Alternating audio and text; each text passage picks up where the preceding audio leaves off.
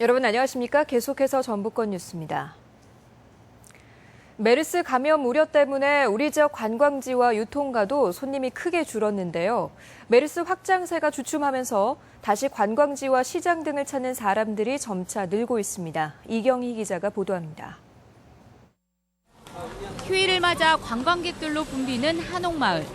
메르스가 한창 확산되던 2주 전 썰렁했던 모습보다 훨씬 생기가 돕니다.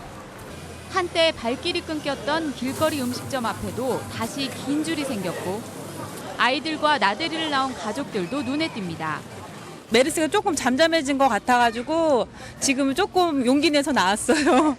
갇힌 공간에 가면 마스크들 많이 끼고 다니는 거 봤거든요. 근데 지금은 그런 사람이 별로 없는 것 같아요.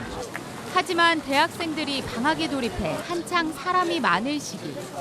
작년 이맘때를 생각해보면 아직 완전히 회복됐다고 보긴 어렵다고 상인들은 말합니다. 3분의 1 정도밖에 아직 회복은 안 된 것 같아요. 작년에 지금 이 정도면은 원래 엄청나게 많은 사람이 와야 되거든요. 가뜩이나 어려운 경기에 메르스까지 겹치며 사람들의 발길이 뚝 끊겼던 전통시장. 이중고를 겪었던 이곳도 이제 한 고비를 넘겼다는 전망을 조심스럽게 내놓습니다. 저번 주보다는 이번 주에는 조금 난 것 같아요. 많이 장사들이 안 돼갖고 매상이 많이 떨어졌었는데. 메르스 환자 증가세가 주춤하면서 그동안 침체됐던 지역 경제도 조금씩 활기를 되찾아가는 모습입니다. MBC 뉴스 이경입니다. 도내 메르스 사태가 안정세로 접어든 가운데 감시 대상은 소폭으로 증가했습니다. 전라북도 보건당국에 따르면 현재 관리 대상은 모두 27명으로 어제보다 능동감시 대상이 3명 늘었습니다. 하지만 도내에서는 지난 11일 이후 메르스 확진자가 나오지 않고 있고 다음 달 초에는 병원과 자가격리가 모두 해제될 전망입니다. 최근 황숙주 순창 군수의 부인이 알선수재 혐의로 구속돼 수사를 받고 있습니다. 단체장 부인들의 비리 의혹과 구속 사태, 처음 있는 일이 아닌데요. 김하연 기자가 보도합니다.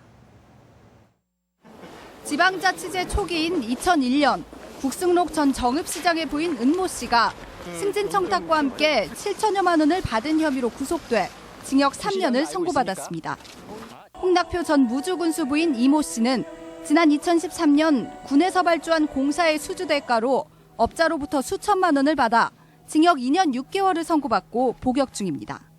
모두 군수 부인이라는 지위를 이용한 비리로 그때마다 사퇴 요구가 불거졌지만 국전시장의 직은 그대로 유지됐고 홍 전 군수는 선거에 재출마까지 했습니다. 최근에는 황숙주 순창 군수의 부인이 기간제 공무원 취업과 관련해 금품을 받은 혐의로 구속 수사를 받고 있습니다. 권 씨는 지난 2011년에도 정치자금법 위반으로 벌금형을 선고받은 바 있지만 황 군수는 거리 두기를 반복하고 있습니다. 의혹들에 대한 입장이 어떠신지. 교수님께서 특별히 하신 말씀이 있으시다고 하시네요. 이처럼 지방자치제 도입 이후 단체장 부인들의 구속 사태가 잇따르고 있지만 단체장과의 연관성이 밝혀지는 경우는 극히 드뭅니다. 선거 과정의 불법이 아니라면 단체장의 배우자가 구속되더라도 단체장은 아무 영향을 받지 않습니다. 물증을 남기지 않는 이상 수사를 통해 단체장과의 연관성을 입증하기는 어려운데 시민들의 정서와는 거리가 멉니다. 부인이 한 일이라고 해도 뭐 몰랐다는 것도 이해가 안 되지만은 부인이 잘못이 있다면 그 남편이 책임을 져야 하는 것도 당연한 문제죠. 또한 부인의 비리를, 그것도 지위를 이용한 비리라면 해당 단체장이 언제까지나 모르쇠로 일관해도 되는 것인지 비판도 큽니다. 정치적 도의적 책임을 강하게 묻는 게 첫 번째라고 봐요. 우선 사과해야죠. 그리고 관련성이 있다면 자기가 사퇴하겠다라고 하는. 단체장 부인의 비리와 구속이 연줄망과 뒷돈이 작용하는 지역 정치의 단면을 보여주고 있지만 해당 단체장은 건재한 비상식적인 상황이 계속되고 있습니다. MBC 뉴스 김하연입니다. 군산 하수관거 임대형 민자 사업에 대해 전라북도가 민관 공동 전수조사를 지시했습니다. 전라북도는 최근 국민권익위원회를 방문해 중간 검토 의견을 제시했지만 공동 전수조사 없이 사안을 종결시킬 수 없다는 권익위의 방침을 재확인한 데 이어 다음 달 3일까지 전수조사 이행 계획서를 제출할 것을 군산시에 요구했습니다. 이에 따라 그동안 여러 차례 전라북도의 촉구에도 전수조사를 미루고 있는 군산시가 어떤 방침을 내놓을지 주목됩니다. 오늘 오후 3시쯤 익산 왕국면의 한 도로에서 전북지방경찰청 소속 52살 A경정이 차 안에서 숨진 채 발견됐습니다. 차량 뒷바퀴와 차량 내에서 A경정이 구토한 흔적이 발견됐으며 경찰은 정확한 사인 조사를 위해 부검을 진행하기로 했습니다.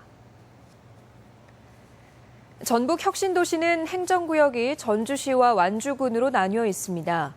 행정구역이 다르다 보니 도로 하나를 사이에 두고 공공요금과 복지 혜택까지 차이를 보이고 있는데요. 그 불편한 진실을 박찬익 기자가 보도합니다. 같은 혁신도시지만 행정구역상 도로 왼편은 완주군, 오른편은 전주시입니다. 이미 입주한 아파트와 현재 짓고 있는 아파트도 사이길 하나를 두고 행정구역이 갈립니다. 이제 있다 보니까 어떤 혜택적인 거에서 누리는 것들이 있으니까는 좋죠. 단순히 주소지만 다른 게 아닙니다. 전주 시민과 완주 군민 사이에는 실생활 면에서 적지 않은 차이를 드러냅니다. 실제로 완주군은 셋째 아이를 낳으면 600만 원의 출산 장려금을 주고 첫째나 둘째에게도 지원합니다. 전주시는 셋째 출산 때만 연 120만 원을 지원할 뿐입니다. 아파트 경로당에 대한 지원도 양 시군이 큰 차이를 보입니다. 경로당 운영비와 간식비, 냉난방비 등으로 지원되는 금액이 전주시보다 완주군이 최대 2배나 많습니다. 공공요금도 마찬가지입니다.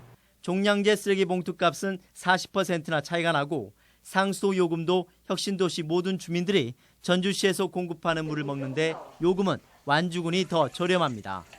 예전에 전주에서 할 때보다 지금 현재 완주군으로 넘어왔을 때가 한 30% 정도 절감이 되고 있는 상태입니다. 자동차 검사도 전주시는 인구 50만 명 이상 도시이다 보니 완주군과 달리 일반 검사가 아닌 요금이 2배 이상 비싼 종합검사를 받아야 합니다. 하지만 이 같은 사실을 아는 주민은 거의 없습니다. 같은 혁신도시 내에 있는 우리 주민들은 같은 비용 분담과 또 혜택도 같이 누려야 된다고 생각을 합니다. 혁신도시 내 행정구역이 통합되지 않는 한 혁신도시에 사는 전주 시민들의 불편한 감정은 해소되기 힘들어 보입니다. MBC 뉴스 박찬익입니다. 운전면허 적성검사를 받지 않아 면허가 취소되는 사람이 도내에서만 한 해 1,000명에 육박하고 있습니다. 전북지방경찰청에 따르면 지난해 도내에서 적성검사 시기를 놓쳐 운전면허가 취소된 사람은 982명이었습니다. 전북권 뉴스였습니다.